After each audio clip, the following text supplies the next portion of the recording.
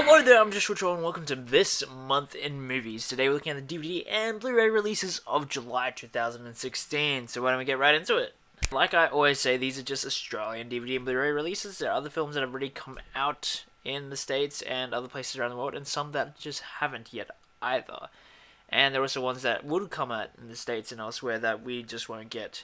And so, this of course is just my thoughts and opinions. Like I always say, if there are films that I missed out, it's mainly because either I didn't get to see them, or didn't hear much about them, or I just wasn't a fan and wouldn't really recommend them. But anyway, why don't we get started with the first week of July, and we have the 15th anniversary of Donnie Darko. Now, this is a much-beloved cult film that was written and directed by Richard Kelly, who has since gone on not to make many great films.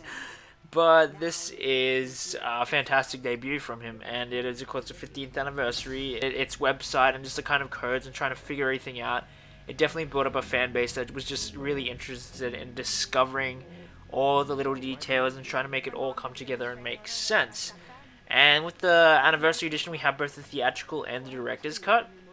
The director's cut definitely explains more and lets you know more, but I think the theatrical cut is a better watch as a movie.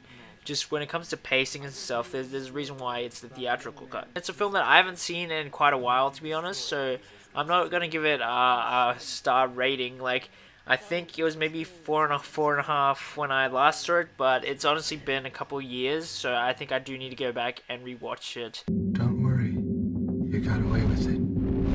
Also in the first week of July, we have Kung Fu Panda 3.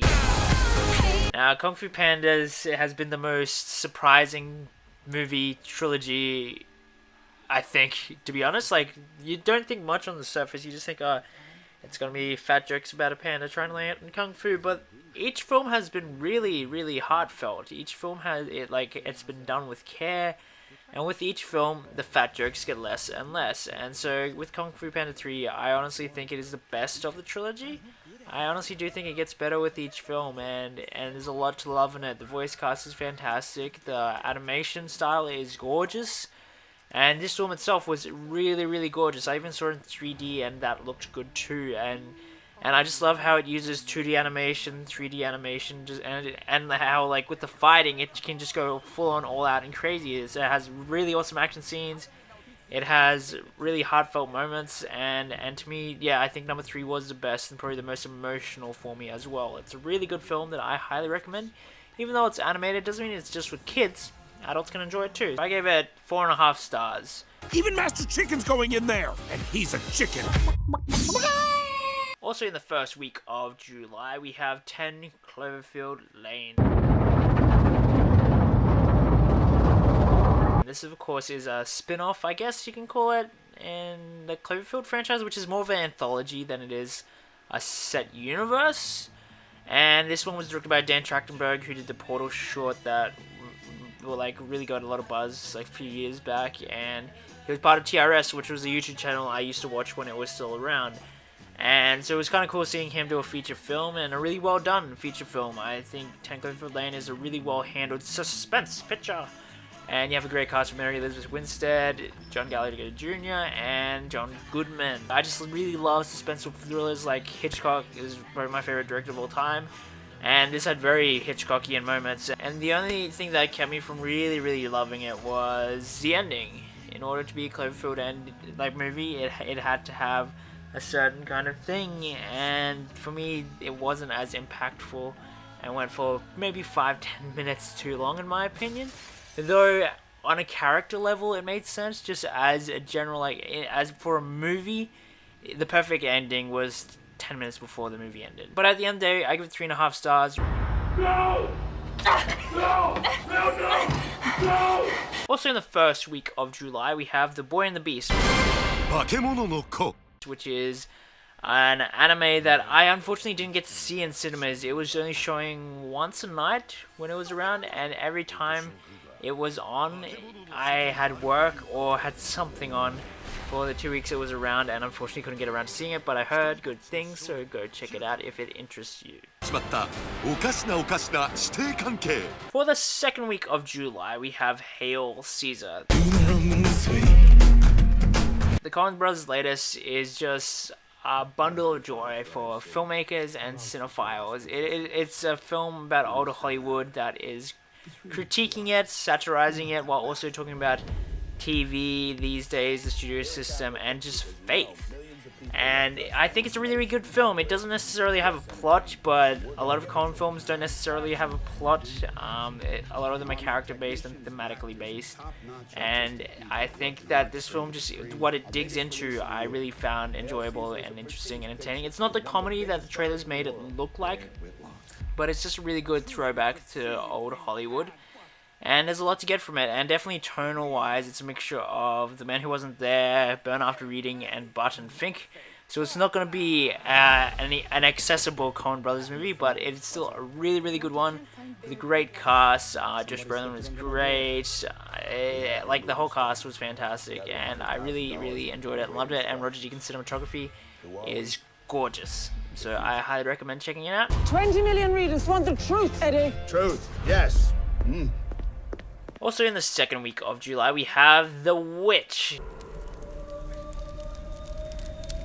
Now, The Witch is, of course, a horror movie that got a lot of buzz at Sundance last year and only came out in cinemas this year. But I'm really glad I got to see it in a theater because it is absolutely fantastic. As far as horror movies go, it's not necessarily jump scary. It's more just a terrifying atmosphere. And my goodness, is this a bleak, bleak film that is incredibly depressing. It's gorgeously shot. I mean, the cinematography is great, but very desaturated. The performances are good. The dialogue is really, really historically accurate, which can be a bit off-putting for some people. They took a lot of the dialogue from actual kind of like trials and recordings, like stuff that was written down. And so it's very historically accurate in a lot of ways, which can kind of get in the way because half the time you can't understand half the people. But this is a fantastically directed film with great soundtrack, great production design, and good cinematography, and incredibly strong direction, while also having strong performances. So I definitely recommend checking this film out. I think it is fantastic, and I just loved what it did.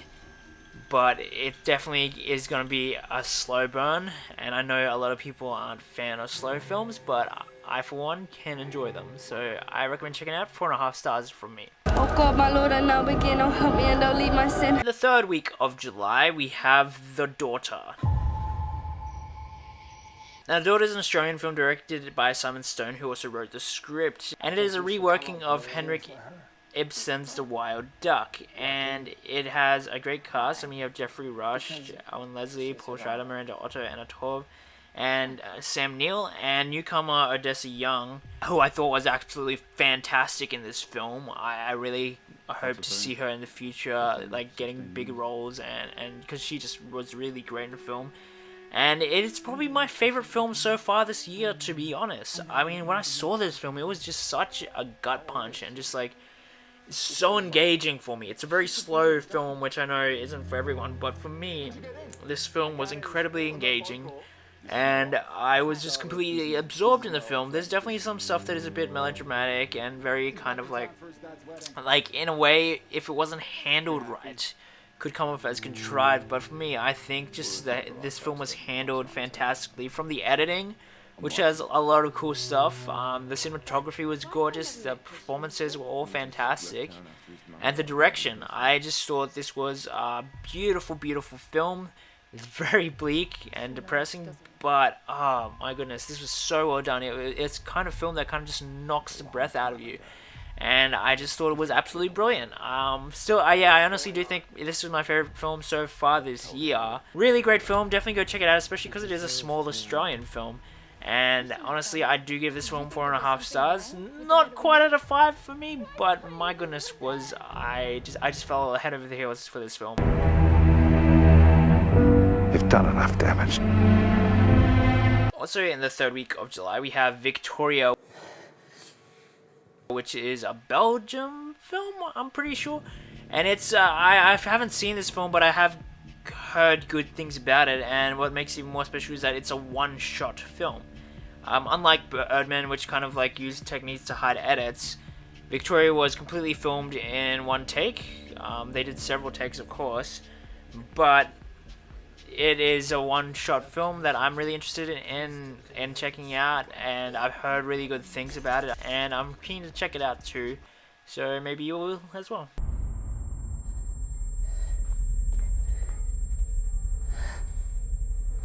And lastly, for the third week of July, we have The Finest Hours. Directed by Craig Gillespie. It stars Chris Pine, Casey Affleck, Ben Foster, Holiday Granger, John Ortiz, and Eric Bana.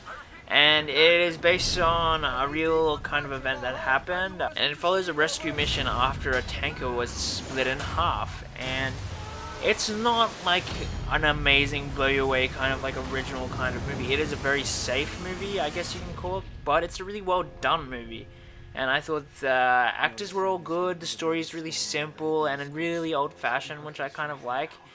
And I thought Craig Gillespie's direction was really, really good. There were many moments in this film that felt very Spielbergian in a good way, and not like a rip-off way. And I just thought, like, visually, the direction was fantastic. I thought the music was good. It was well executed. It has really good special effects. It's just a really basic story that isn't really anything special, but that doesn't matter when it's really well done, and you can just sit back and enjoy it. And I did with this film. I thought it was good. Not great, not anything exciting, but a really good, simple, old-fashioned kind of story that I just enjoyed. And it helps when you care about the characters, and this film does make you care about them. So I give it 3.5 stars. And for the fourth week of July, we have Nothing I Recommend. So let's move on. So that's all the time we have for today. If you could see any of the films I talk about and have your thoughts on it, feel free to comment below. Come on my Facebook page, like that, comment there, follow me on Twitter, and don't forget to subscribe. But like I always say, these are just my thoughts and opinions. I know there are other films that are coming out that maybe you might like, and if you want to talk about them, feel free to comment below. Of course, these are just Australian DVD and Blu-ray releases. There are other films that are coming out elsewhere, and if you get films that we don't, let me know about them as well. But anyway, I'm just Rachel. This is Jared Productions. This has been This Month in Movies for July 2016, and just get out there and watch good movies.